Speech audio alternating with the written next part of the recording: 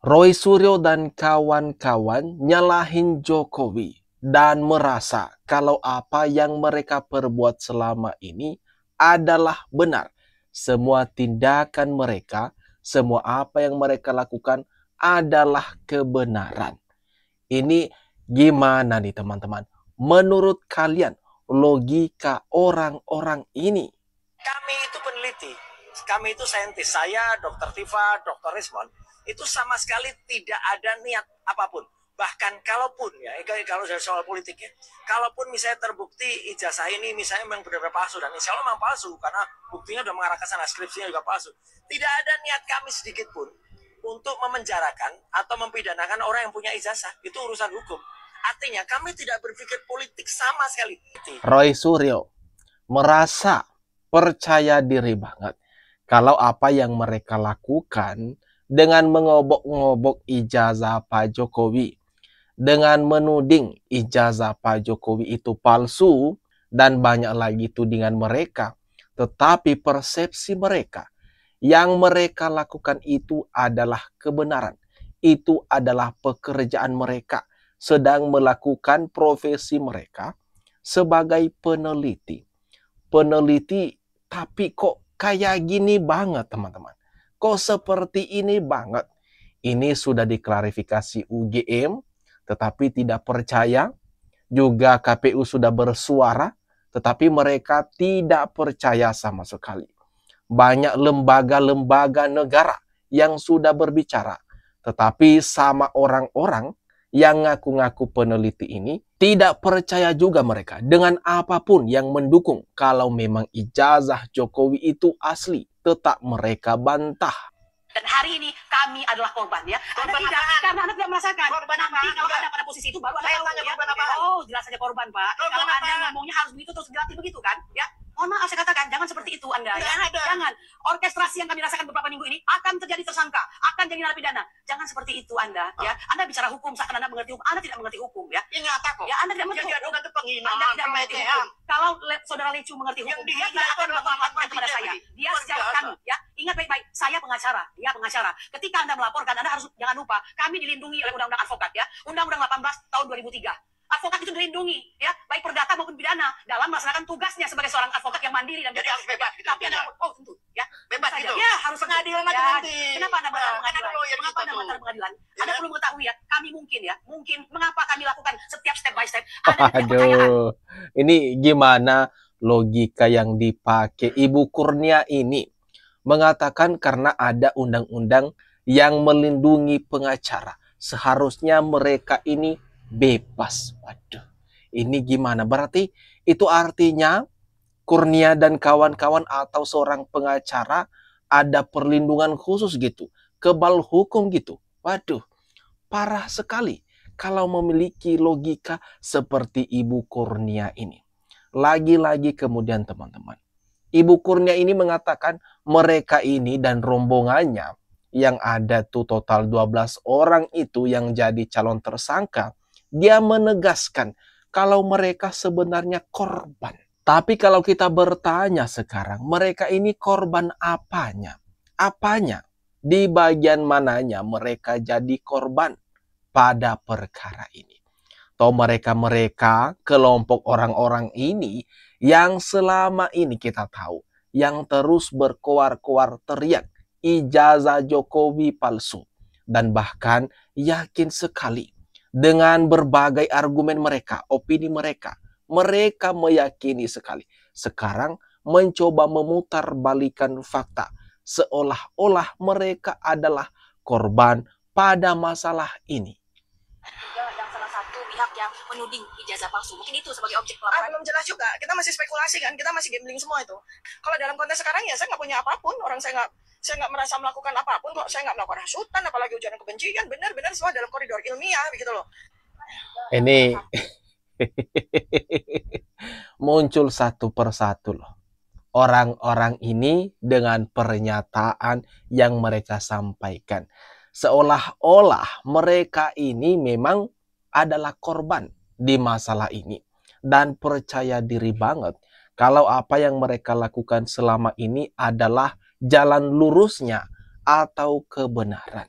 Tetapi masyarakat, tentu teman-teman tahu jejak digital daripada orang-orang ini. Bagaimana mereka menyudutkan, memfitnah Pak Jokowi. Tetapi kenapa sekarang berubah dan tidak mengakui kelakuan-kelakuan mereka ini? Malahan dengan pede mengatakan kalau mereka ini sedang menjalankan tugas fungsinya masing-masing dan mereka ini dikorbankan, dan menuding ada upaya diskriminalisasi pada polemik ini dan ada upaya pembungkaman. Aduh, ini gimana teman-teman? Dr. Tifa, Bu Kurnia, dan yang lainnya, Roy Suryo, ada juga nanti Egy Sujana, kemudian Rismon, sama-sama memiliki suara. Seolah-olah semua ini adalah salah Jokowi. Pengertian hukum, saya tidak mau diperiksa karena dikaitkan dengan yang bukan ada hubungan hukumnya dan tuduhan tindak pidananya kepada saya pasal 160. Saya tidak melakukan itu. Saya tidak melakukan transmisi dan lain sebagainya, nggak ada itu. Jadi dalam perspektif hukum, clear bahwa saya tidak ada hubungan hukum, tidak ada tindak pidana yang saya lakukan. Ini juga muncul kan, Egy Sujana. Banyak sekali orang-orang yang dari kelompok mereka merasa tidak bersalah, merasa tidak melakukan satu kesalahan sekecil apapun. Tidak ada.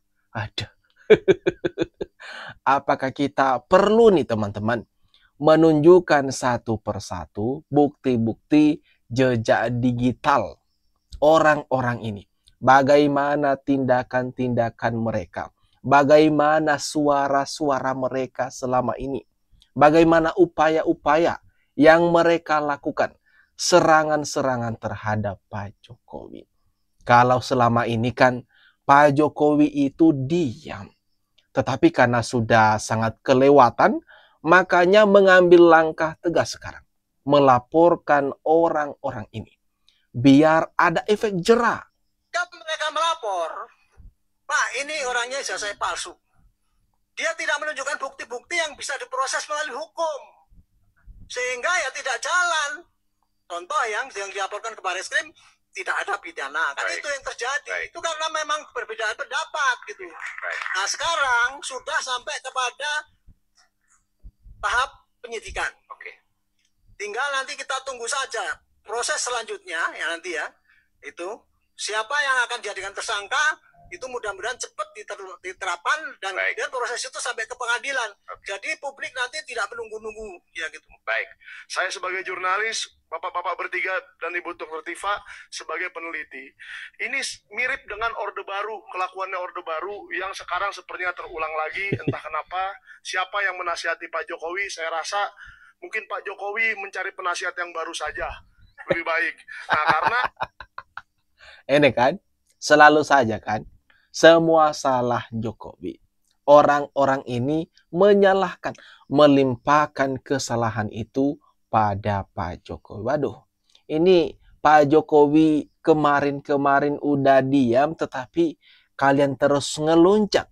Makanya lah Pak Jokowi ngambil langkah hukum untuk melaporkan kalian. Ini loh ijazah saya nanti, itu kan. Pak Jokowi kan sekarang atau beberapa hari yang lalu kan ijazah Pak Jokowi itu diberitakan sudah disita oleh pihak penyidikan.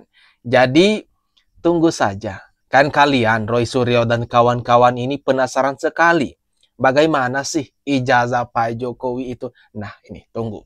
Tunggu di persidangan nanti kalian akan melihat itu fisiknya ijazah Pak Jokowi.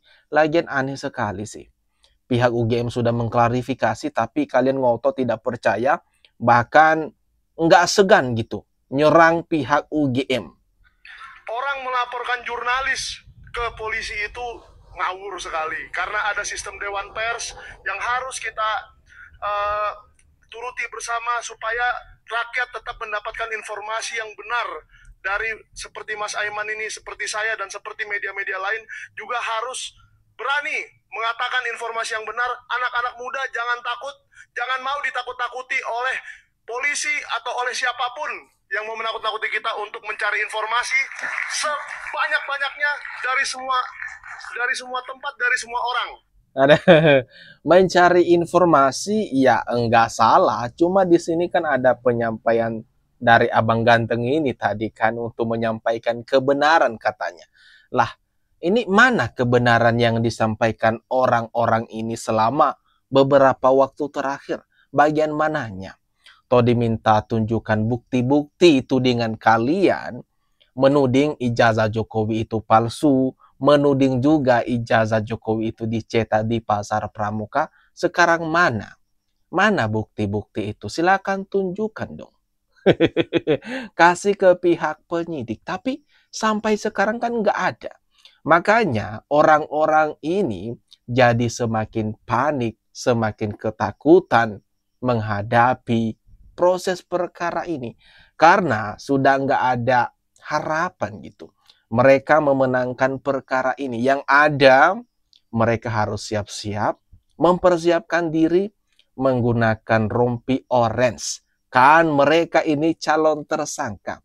Mungkin sebentar lagi pihak penyidik akan mengumumkan siapa-siapa saja yang jadi tersangka pada kasus ini.